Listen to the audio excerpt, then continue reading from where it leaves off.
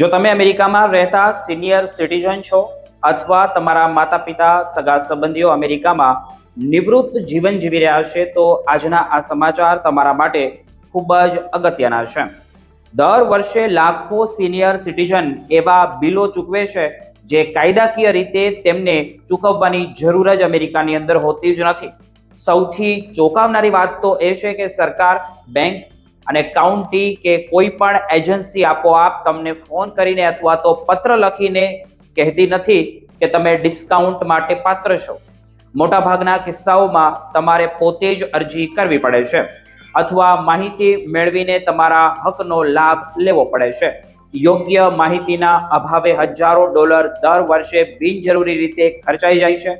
આજે આપણે એવા 5 મોટા ખર્ચ વિશે વાત કરીશું જ્યાં યોગ્ય પગલું લઈને મોટી બચત શક્ય બને છે. સૌથી પહેલા આપણે વાત કરીએ પ્રોપર્ટી ટેક્સની. ઘણા રાજ્યો અને સ્થાનિક કાઉન્ટીઓ સિનિયર સિટીઝન માટે senior expectation house tend, expectation tend free અને ફ્રીઝ અથવા તો સર્કિટ બ્રેકર જેવા કાર્યક્રમો ચલાવે છે. આ યોજના હેઠળ ઘણા લોકોના પ્રોપર્ટી ટેક્સમાં નોંધપાત્ર ઘટાડો થઈ શકે છે અથવા કેટલીક પરિસ્થિતિમાં ટેક્સ વધતો અટકાવી શકાય છે. પરંતુ યાદ રાખો, આ લાભ સામાન્ય રીતે અરજી કર્યા પછી જ મળે છે અને કેટલીક યોજનાઓમાં સમયાંતરે રિન્યુઅલ પણ કરાવવું જ પડે છે.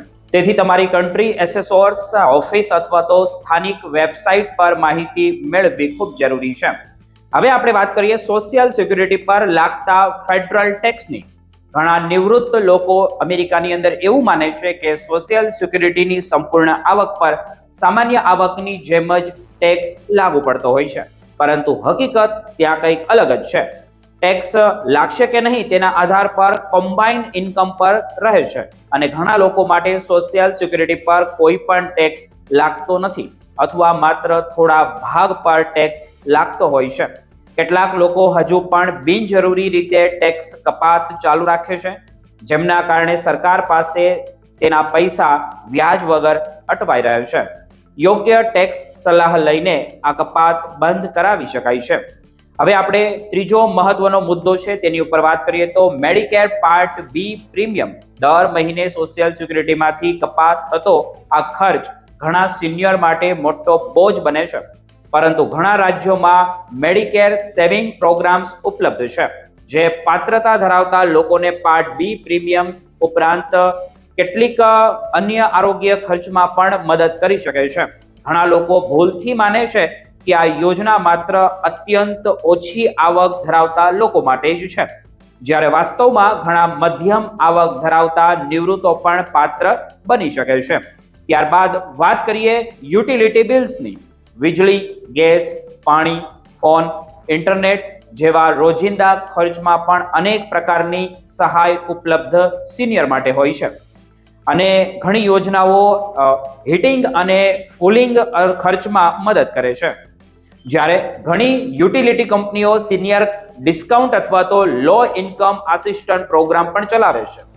કેટલાક જગ્યાએ ફોન અને ઇન્ટરનેટ માટે પણ ડિસ્કાઉન્ટ પ્લાન ઉપલબ્ધ હોય છે. સૌથી મહત્વની વાત તો એ છે કે ઘણી વખત આ ડિસ્કાઉન્ટની જાહેરાત કરવામાં આવતી જ નથી, એટલે ગ્રાહકે પોતે કંપનીનો સંપર્ક કરીને પૂછવું પડે છે કે શું મારા માટે અવેલેબલ છે. છેલ્લા મુદ્દાની વાત કરીએ તો વાહન સંબંધિત ખર્ચ.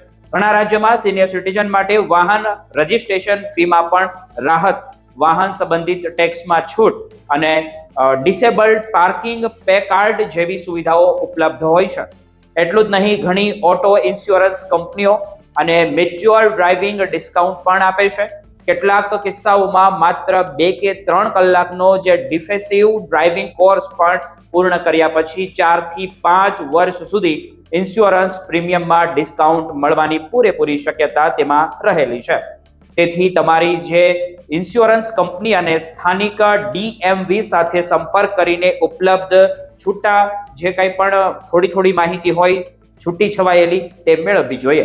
અંતમાં સૌથી મહત્વનો સંદેશ તો એ છે કે આ તમામ યોજનાઓ દરેક રાજ્યમાં એક સરખી હોતી નથી, એટલે નોંધ લેવી અને એ પાત્રતાના નિયમો પણ અલગ હોઈ શકે. પરંતુ જો તમે તમારા વિસ્તારમાં ઉપલબ્ધ લાભની તપાસ કરો તો જરૂરી અરજી તમે કરી શકો છો અને દર મહિને અને દર વર્ષે નોંધપાત્ર તમે ડોલરની બચત કરી શકો છો.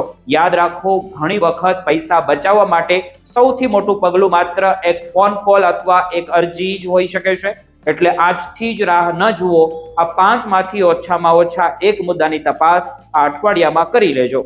તમારી પાત્રતા ચકાસો અને જો લાભ મળતો હોય તો તેનો ઉપયોગ અમેરિકાની અંદર રહીને તમારે કરવો જોઈએ.